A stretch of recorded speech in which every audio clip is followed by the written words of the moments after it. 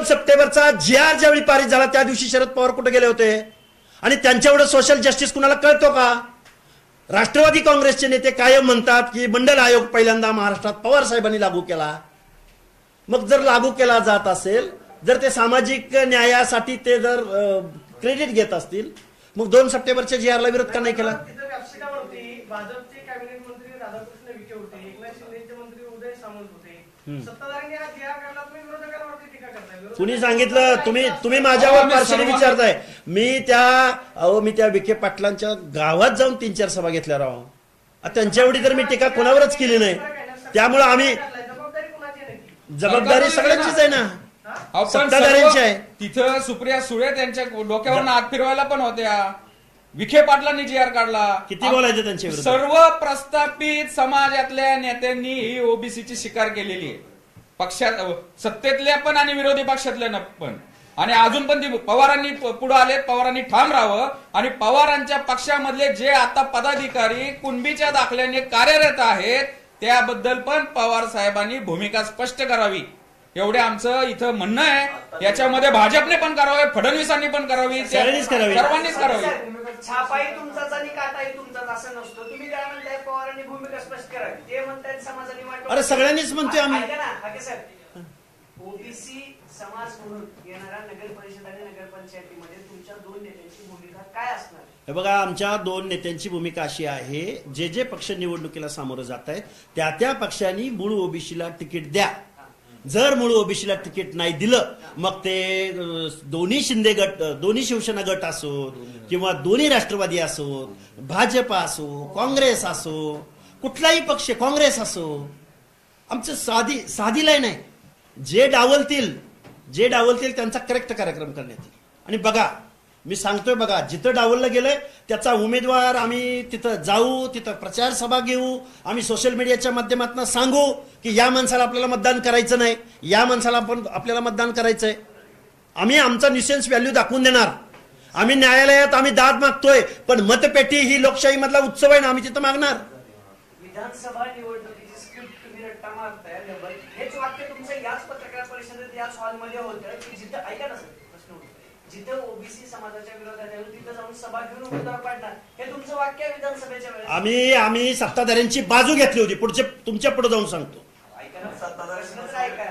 मग आता आम्ही सगळ्यांच्या विरोधात घेतोय ना.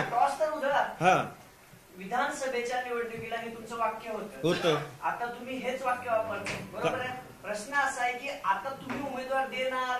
उमेदवार द्यायचा विषयच येत नाही. अरे, आमच्याकडे पक्ष पार्टी असती, आम्हाला आरक्षणाची काय गरज भासली असती? ओबीसी पक्ष चालवला असता. आमची लिडरशिप असती, आम्ही कारखानदार, वतनदार, जागीरदार असतो, तर आम्हाला असे एवढ्या पत्रकार परिषदा घ्यायची काय गरज होती?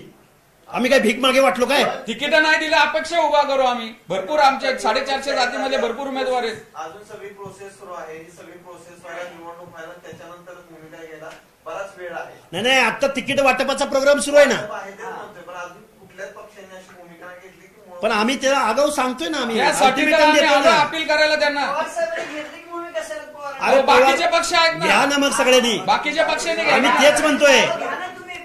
अहो, ते मी घेतली ना. हर्षवर्धन सपकाळ, एकनाथ शिंदे, उद्धव ठाकरे, सगळ्यांनी, सगळ्या पक्षांनी भूमिका, सगळ्या पक्षांनी मूळ ओबीसीला तिकीट द्यावं. चला, देवेंद्र फडणवीस काय लढणार नाहीत का निवडणूक? अरे, घेतोय ना.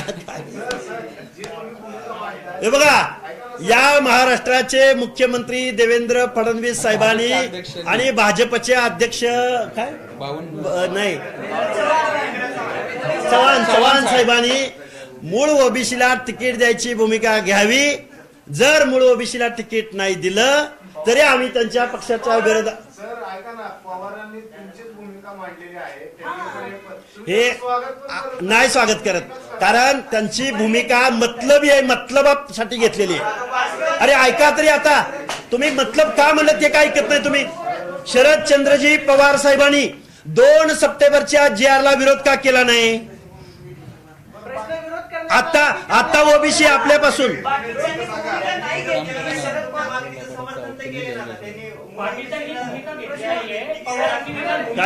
मी बोलताना म्हणलं प्रायमा फेसी स्वागत करतो, पण जे आता कार्यरत आहेत ऐका ना. काय काय काय अहो, नाही करत स्वागत. मतलबी भूमिका आहे. स्वागत करणार नाही. 2 सप्टेंबरचा कायदा पारित होत असताना शरदचंद्रजी पवार मुग गिळून का गप्प बसले होते? आता तुम्ही अडचणीत आला म्हणून घेताय का? अरे घेऊन मग बाकीच्यांनी जर खोट्यानं दिलं तर काय करायचं त्या पवारांच्या भूमिकेचं? कृतीमध्ये फरक, युक्ती आणि कृतीमध्ये फरक नाही करणार. अरे आमच्या कायद्याने घालवलंय. आमचं घर, एक मिनिट, आमचं ओबीसीचं घर उद्ध्वस्त होत असताना 2 सप्टेंबरचा GR निघत असताना पवार साहेब कुठे गेले होते? आता तुमच्या निवडणुकीत अडचण आली म्हणून तुम्ही भूमिका घेताय का?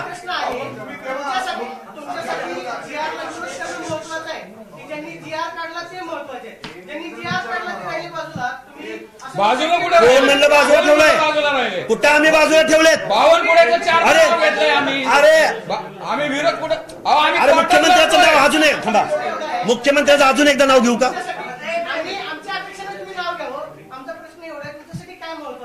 आमच्यासाठी आमच्यासाठी GR महत्वाचं आहे. तो GR